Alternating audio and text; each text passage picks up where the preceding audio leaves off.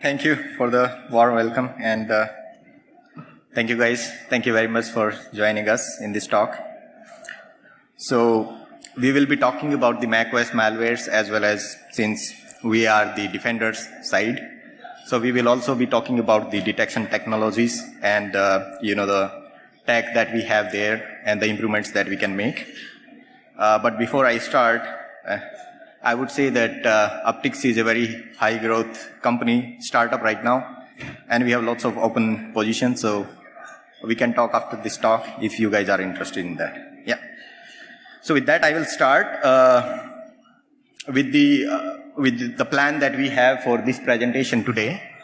So we'll talk about the macOS malware landscape, in which we will describe like what type of the malwares that we see in the field right now, how is the the landscape looks like, and then we will talk about the process behavior-based detection, which is kind of superior in terms of the legacy technologies. And then we also briefly talk about the OS query, which is kind of a defender's tool, and how OS query can be used in order to detect the macOS malwares. And then we will talk about some case studies of well-known malwares that we have acquired through threat intelligence as well as the customer telemetry. And then we will have the offensive tools also covered that are used by the APTs, or the interesting things that they use, and the commonly abused utilities on the macOS side, as well as some of the things that are uncommonly abused, meaning that they are either used by the threat actors or by the malwares, or through our in-house red teaming activities. Yeah, so that's the plan. So I'll start with the macOS malware landscape. So it is not as wide or glamorous, I would say, equivalent to the Windows, because in Windows side you have lots of sophisticated malwares also coming. It's not like the sophistication does not exist on the macOS side, but in terms of the landscape, it is not as wide as the Windows side. But if we look at the data from last 4 to 5 years, and what happened? A slideshow. Okay. So if we look at the 4 or 5 years of data, and we see like how the landscape is changing in terms of the commodity malwares as well as the advanced or the targeted attacks, we see that recently there is an increase in the targeted attacks on the cross-platform APTs as well as the malwares. When I say cross-platform APTs, it's meaning that primarily the APTs that were targeting the Windows operating systems earlier, now they are basically exploiting the Mac OS also, and there is a good evidence and interest that these guys are basically targeting the Mac OS as well. Now, one of the interesting cases is Lazarus Group, which primarily targets the Windows and is very active from quite some time, and they have recently started targeting the Mac OS as well. And same thing is with Wild Presser, which is normally the Middle East countries, targeting the Middle East countries, and Storm Cloud and the Iron Tiger, which targets the Chinese-speaking nationals. So from this we can say, I mean, if we look at these trends, we are pretty much in a state where we can say that going forward, if we look at the trend that is going to be, largely the APT and the malware are going to be focused on the cross-platform things, including the new technologies that are coming like Go language and all these things that will get the traction from the malicious actors. To add to this, there is a Silver Sparrow malware that was discovered by Red Canary, I guess.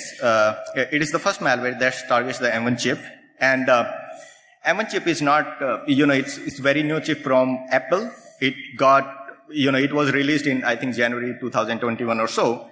And within the 6 months, we got this first malware that was basically using the M1 chip architecture, right? Which is like different than the x86. Now, here we can, see that there is an interest. It's not as sophisticated. If we say that, okay, this is, next level targeted attack or APT, it's a commodity malware with reasonable level of, the threats or the techniques that it is using. But from this, we can see that there is an interest on the macOS also. As the new technology is coming, the attackers are actually using that maybe for a testing purpose. We don't know yet for sure. And, they might use that thing as a part of experimentation and then use later on. So this is the breakup of the malwares that we see. As I said, like it's not as fancy as you see it on the Windows side. But on the macOS side, this data we have compiled through our in-house sandbox for macOS that we have, as well as the customer telemetry that comes to our, the SaaS platform. And here we can clearly see in the commodity malware, Slayer and Bundler are the top one that ranks very high in terms of macOS infections worldwide that we see. There is a YT downloader also that we have seen in various customer telemetries and so, which is kind of active since the data is huge and Slayer and Bundler mostly leads the pack, so that is not really visible there. But that's an interesting case. The other thing that we are observing, and it is in line with the other operating systems as well, like in Windows it started a little bit before, but on the Mac OS and Linux, right? Like in Windows, you have LOL bins, that living off the land binaries that attackers use these things, and in Linux, you have GTFO bins that you can use and carry out the malicious activity. Similarly, in the Mac OS, we are calling it as Mac OS bins, and we see an increased usage of these utilities based on the data that we have, like the attackers are using it. Along with this, there is a new trend that we are, noticing around these threat activities. One is the open source tools. So earlier, back in the days, attackers used to write their own code for the malwares and all these kind of things.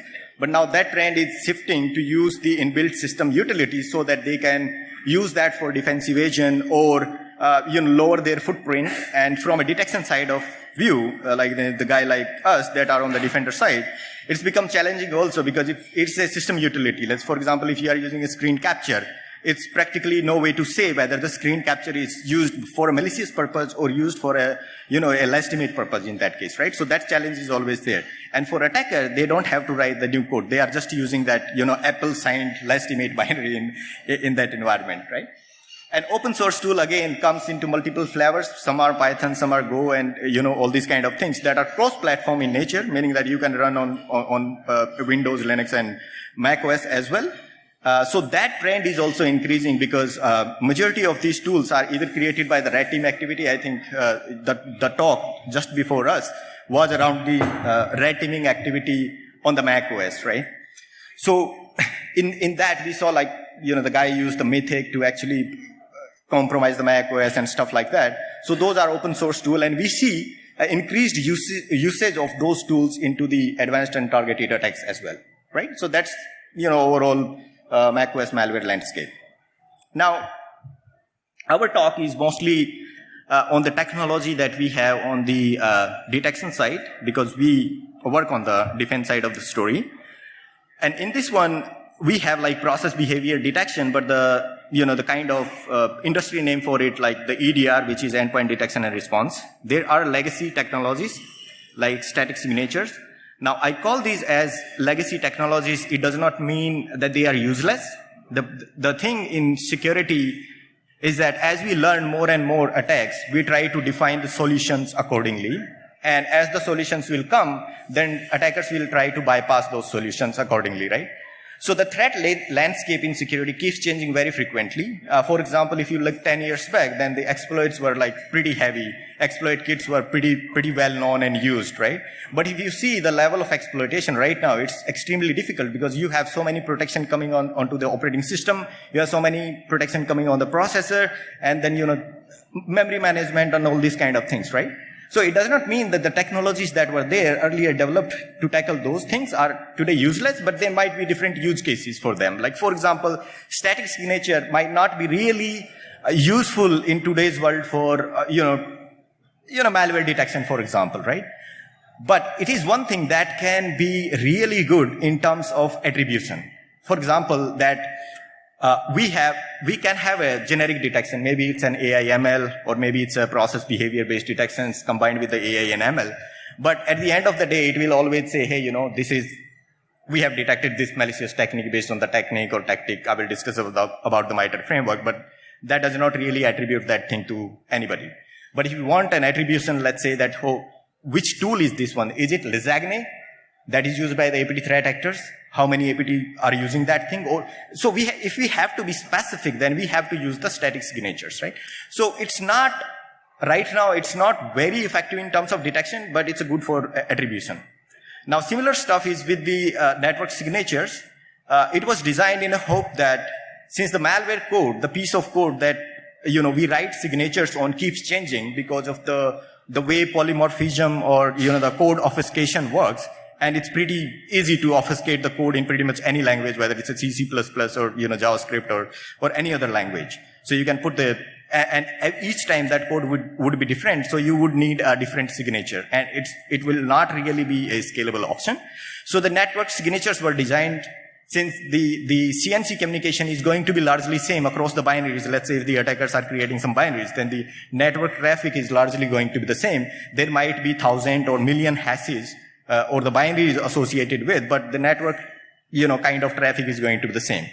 But that thing is changing with the new technologies like cloud. We have, the other technologies that are coming where attackers can host on legitimate, infrastructure on the legitimate cloud service provider or the stuff like that. And now the encryption of the traffic is also making that thing challenging. So this is also not solving the purpose. The other technology that is much more closer to the process behavior detection is the sandbox one.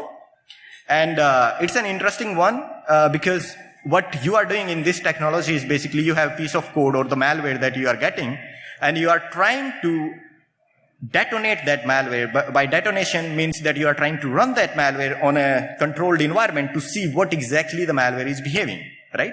How the malware will react, meaning the binary will react, and on the basis of that you will decide whether it's a malicious activity or it's a benign activity.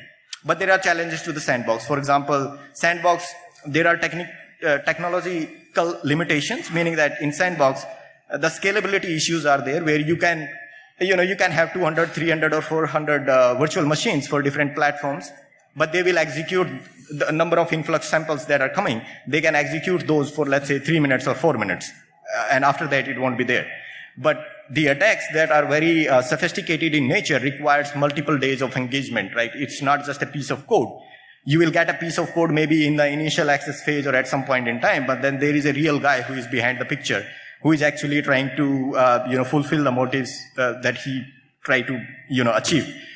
So the problem with sandbox is that it can never emulate the real environment that is there on the endpoint, right? So that's the weakness of that. And because of that, the process behavioral based detection came into the picture, that why not have this type of technology directly onto the endpoints, right? Because now the technology is much more, scalable in terms of collection of the data because of the big data technology. So the whole premise of this thinking is just exactly like sandbox, but here we say that, hey, whatever the activity that is happening on the endpoint, just collect that, whether it's a process activity, file activity, socket activity, just collect that thing, right? And then there are threat teams, that detection teams that analyze lots of malwares. Then they will try to write a rule or the threat models to basically find anomalies inside this streaming of data that is coming, and then, provide the detection. Now, here, the important thing is the correlation, because the events are streaming to you not in a singular way, not in a combined way, like what exactly this process is doing, but in a singular way. Like as the event is happening, it is coming to you. As the event is happening, it is coming to you. So at a single event point, as I said, like if you do a screen capture, then it might not really suggest that this is a malicious activity, because screen capture is pretty much a benign thing, right? But depending on the context, it might be malicious. So you have to have the correlation in such a way that you can correlate that activity that is coming and say that, hey, this looks like a suspicious or malicious activity, right? So the correlation, and then after the correlation, attribution and detection will happen naturally because you have the correlation, right? Now, the one thing that really solves this problem at a framework level is the MITRE ATT&CK framework. I'm not sure how many of you are aware about the MITRE ATT&CK framework, but it's a nice framework in terms of, providing a kind of infrastructure where you don't have to be really sophisticated in the security, meaning that you don't have to be a reverse engineer or, know the architecture of a processor or know the memory management, how the operating system does its memory management. All you have to do is just look at these techniques and the tactics that MITRE has defined, and then you can understand like what the stuff these attackers are doing, right? So it's basically a knowledge base for attacker TTPs. And how it helps in the detection is like when you are collecting these singular events that are coming to you, you can label those techniques as per the MITRE specification, like whether it's a persistence, whether it's a defensive agent, whether it's impact. And by that, you will, if the correlation is in good state, then you will see the progression of attack through various stages. And that's what differentiate a benign activity than a malicious activity, because in malicious, you will have a lot more stuff going on during that time frame, rather than a benign, activity. Like if it is a screen capture, then you probably took screen capture. You just launched, you did nothing after that, right? But in a malware attack or, in an advanced attack, it might be you are doing a screen capture, then you are doing a, RAR, TAR or ZIP of whatever the data that you did, and then you might be trying to exfiltrate that to, some cloud services or so, right? So that's where the correlation and attribution also comes into the picture. Now, the people that don't know about the MITRE, I have this thing here. This is a MITRE attack framework. And it basically, all of these top buckets that you see, these are known as tactics. And everything that is inside it is known as techniques, right? And this is all platform-based, meaning that it is applicable to Mac OS, Linux, and Windows. But what it really does is like, it really nicely, say like, for example, scheduled task or job. It means that somebody is trying to schedule a task on the system, right? And a job, right? But if you look at a single activity from here, then scheduling a task cannot really be considered a malicious until or unless we have further evidence of saying that, hey, there is something else is also going. For example, might be persistence is also going. Somebody is scheduling a task, then somebody is also creating an account on the system, right? And if these things are correlated to a same activity, then boom, we have a detection for those things, right? So it's a very nice framework in terms of, providing that framework for detection. Now the next obvious question will come like, okay, on Windows, there are pretty mature products that you see. There are lots of companies also that actually provide Windows, maturity platforms. What about the macOS or the Linux, right? Look, the macOS is not something that is very, even in the landscape, as I shared, it's not that much. But there is a tool that Facebook actually published back in the days called OS Query, and it's a pretty amazing and pretty powerful tool. So the people that don't know what exactly OS Query is, I will share the link. You can go and then you can read about it. But the premise of tool is that OS Query, meaning that operating system query. So you can practically query anything on your operating system. So you can just type a structured query like select star from processes and you will get all the running processes that are there, right? And that's an amazing technology, right? Now, the good thing about OS Query is that it supports both events and scheduled query. When I'm saying events is more of a real-time activity. Let's say you are spawning a calculator or you are spawning a notepad or something like that, right? As that activity is happening, it is being streamed, depending on your technology. You can do it in either way on the endpoint or stream it to the cloud. So that's a real-time event activity. The scheduled query pack are mostly, useful in terms of when you don't really have the urgency of real time. For example, you want to just collect how many users are there onto the endpoint, right? So you can just say that select star from users and you will get the list of those things, right? The other thing about FIM OS Query is that it also supports file integrity monitoring, meaning that you can specify your configuration of file that you want to get meaning the event, if any changes happen to that file or the directory, and it's a very powerful feature.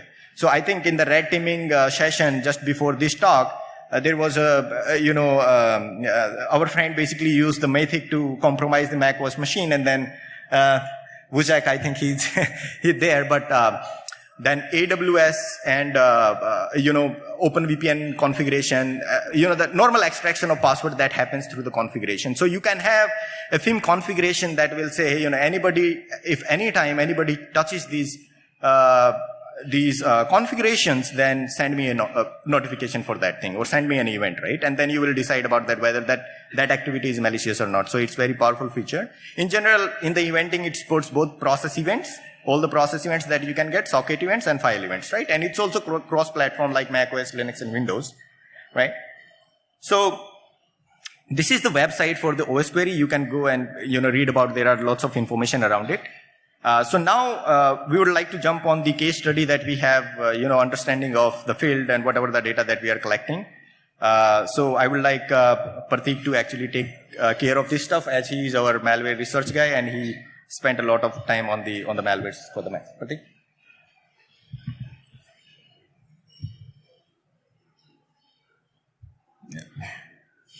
Yeah, thank you, Amit.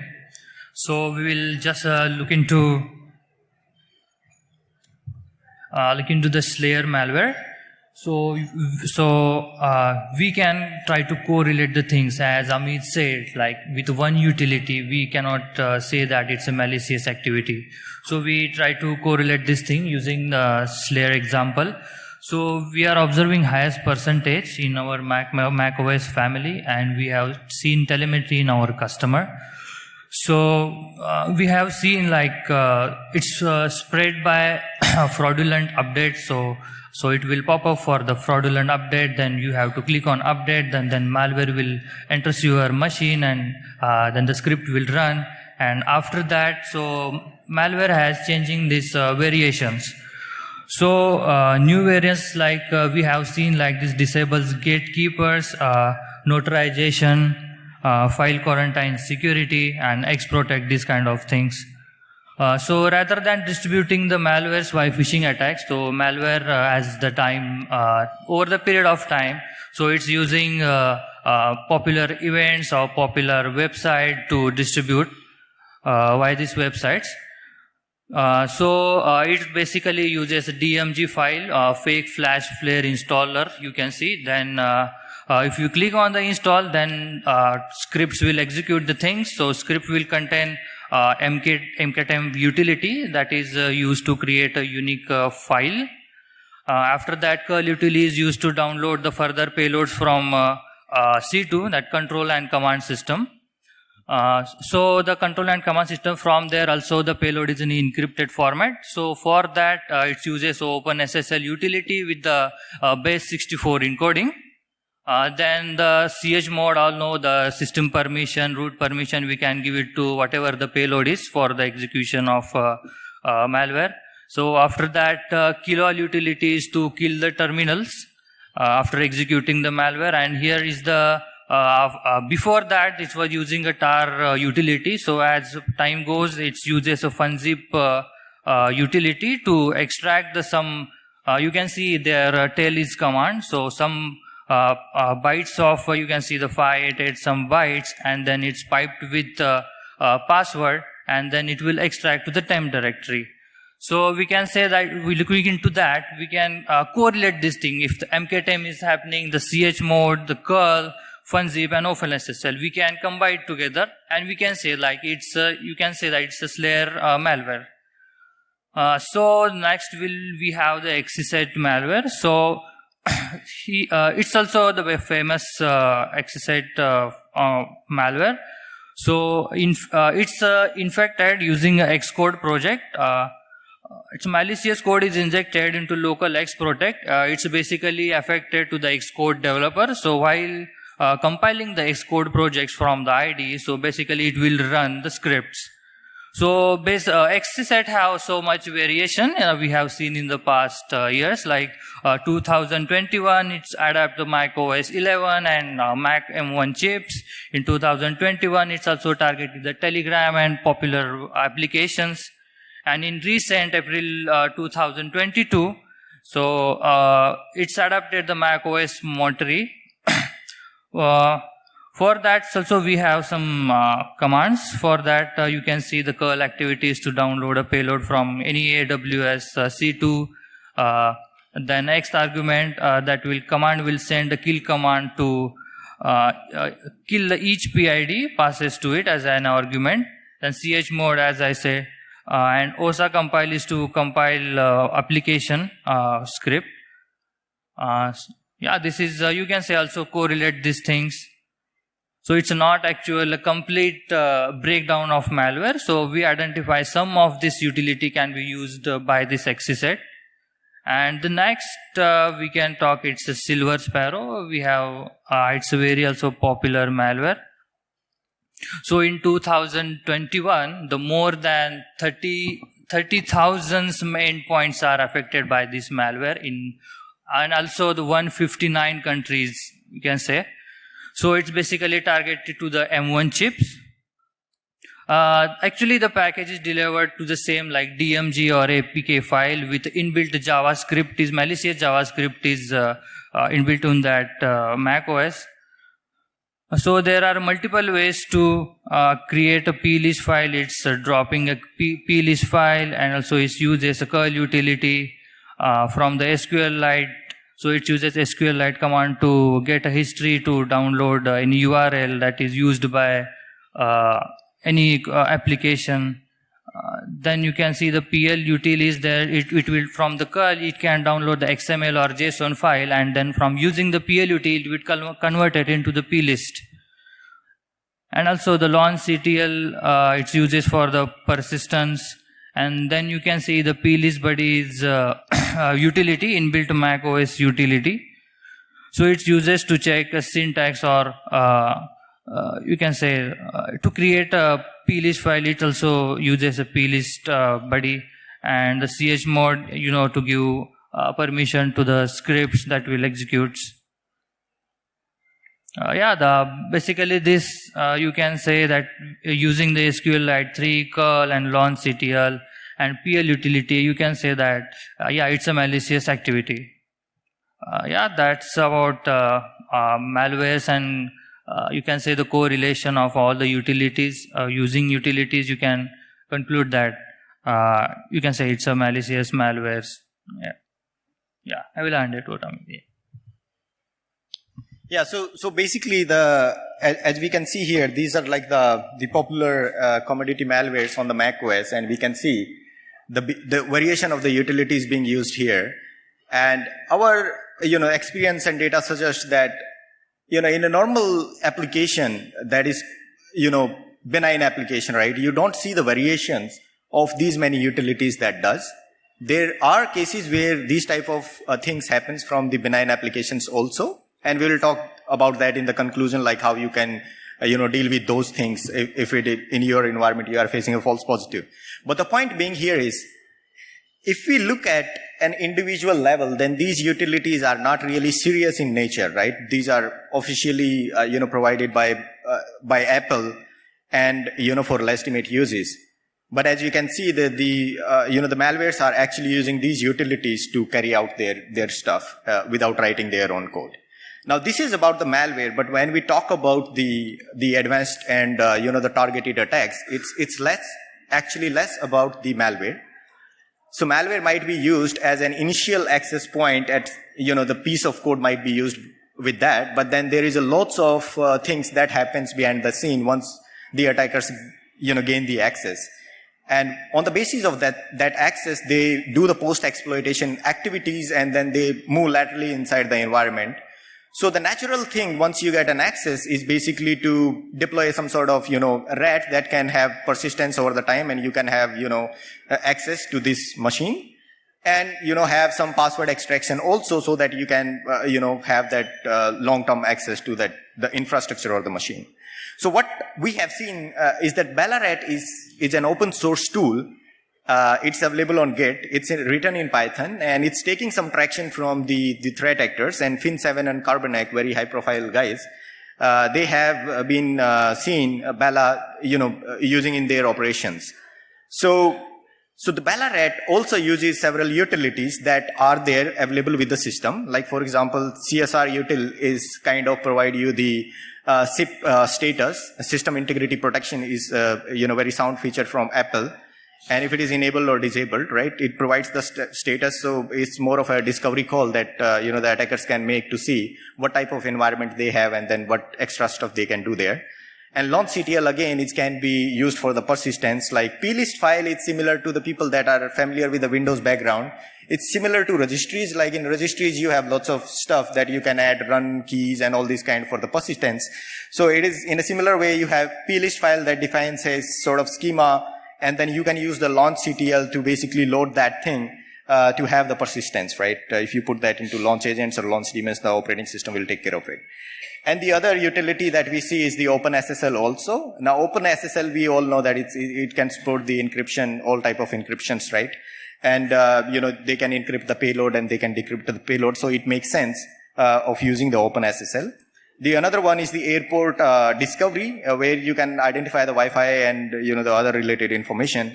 And OSS script is another interesting utility that actually can allow you to run the Apple script on your the desktop. Sometimes the attackers actually use this OSS script, like in this example you see. It will kind of give you a pop-up to enter your password, right? So sometimes, you get that pop-up, you enter your password, and then boom, it might be with the attackers then. And then obviously network setup discovery. So the point is, like, Ballarat is a remote access tool, and it also uses the system utilities. So if we look at this type of execution from any application, right, and we correlate that thing again, that will give us good confidence in saying that, okay, this is, kind of malicious activity in that sense.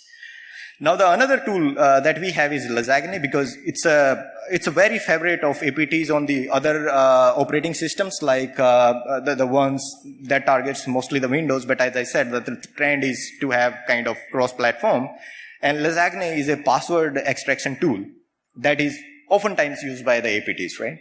Now, as it is cross-platform, it can extract from the Linux also, from Windows and macOS.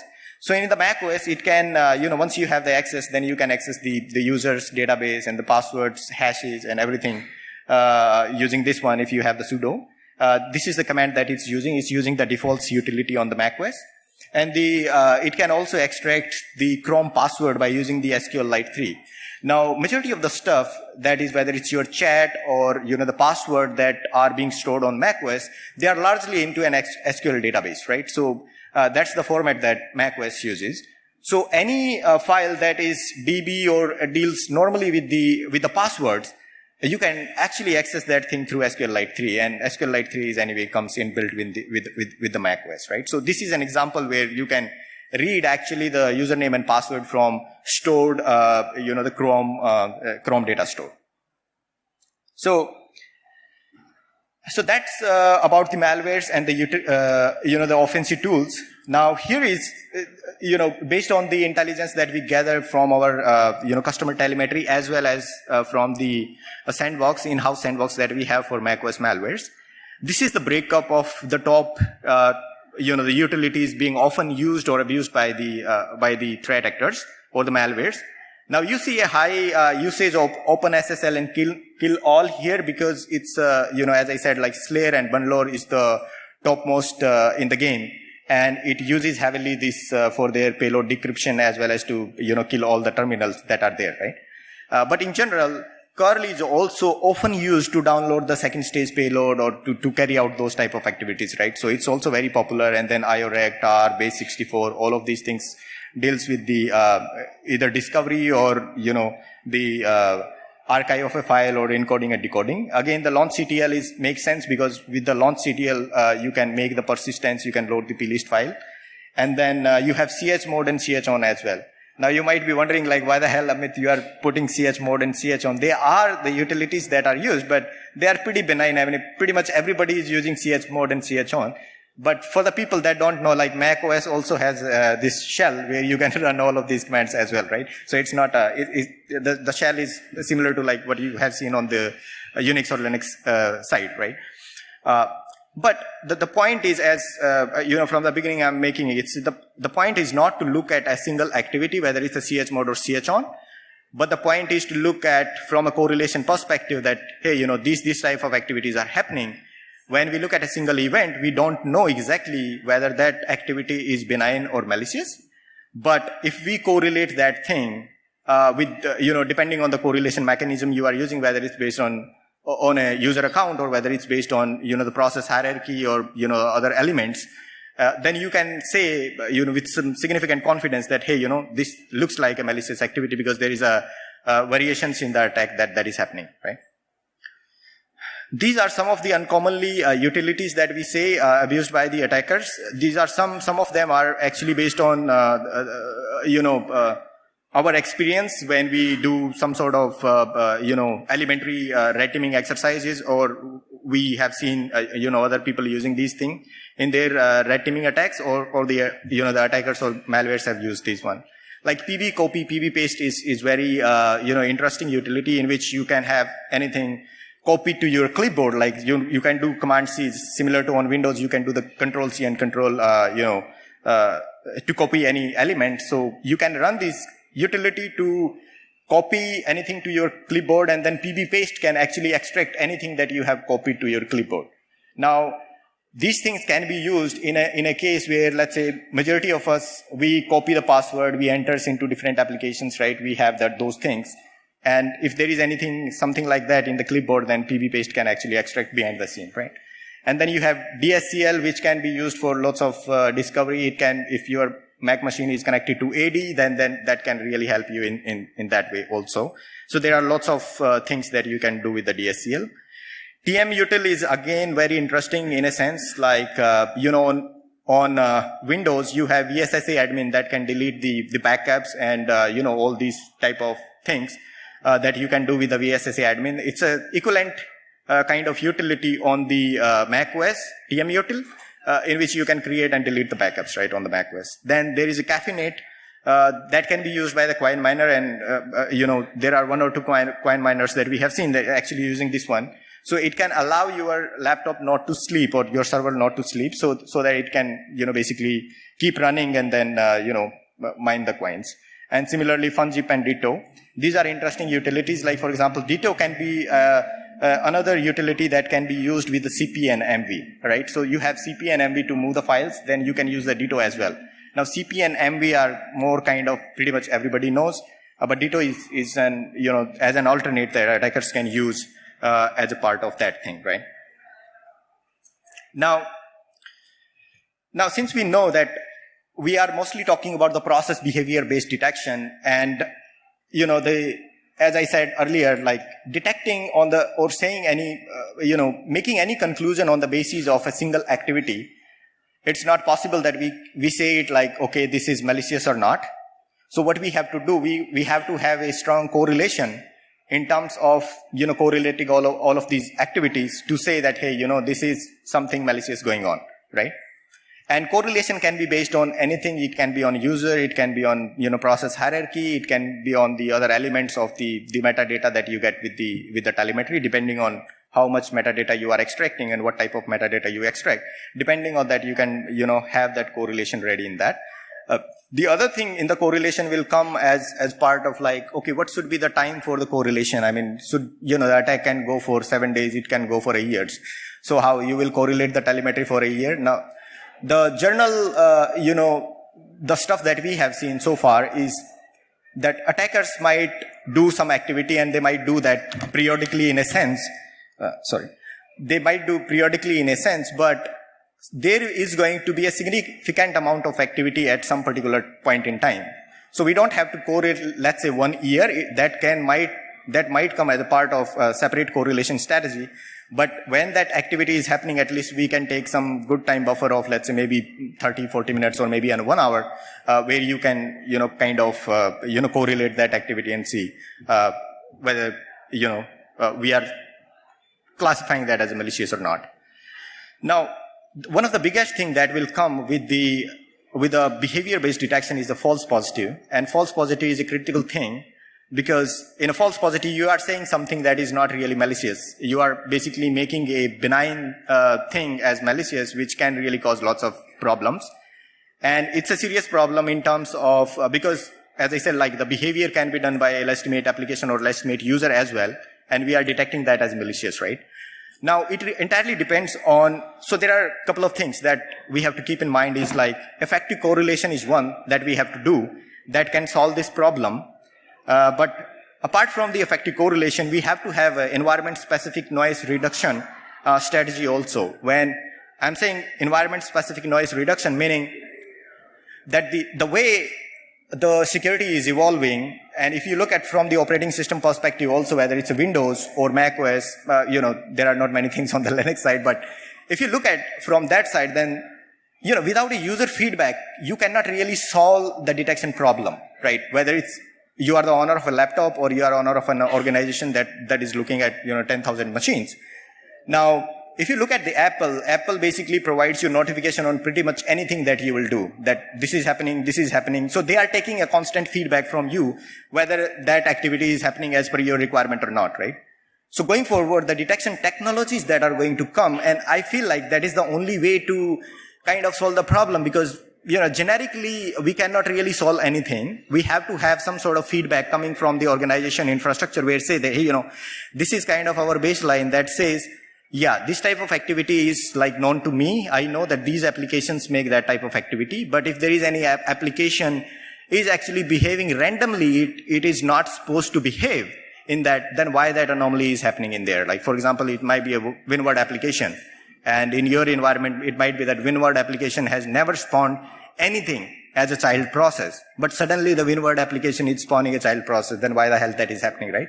But it might be in your finance department where the people are using lots of other tools, where you have a WinWord application that oftentimes spawns a cmd.exe or maybe, the Excel files and do other stuff.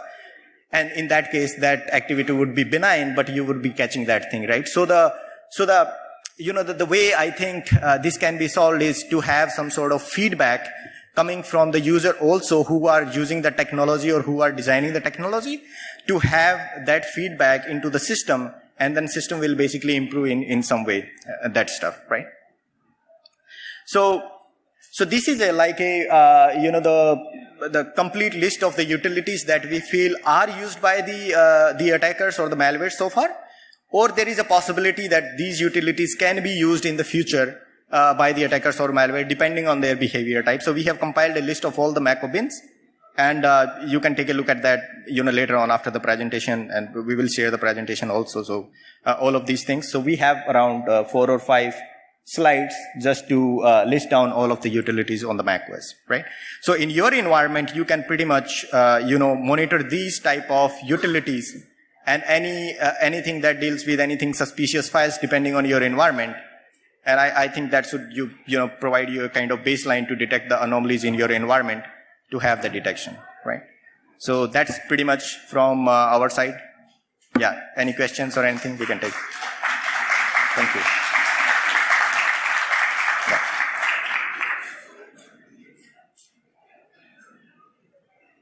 Hello. Do we have any questions?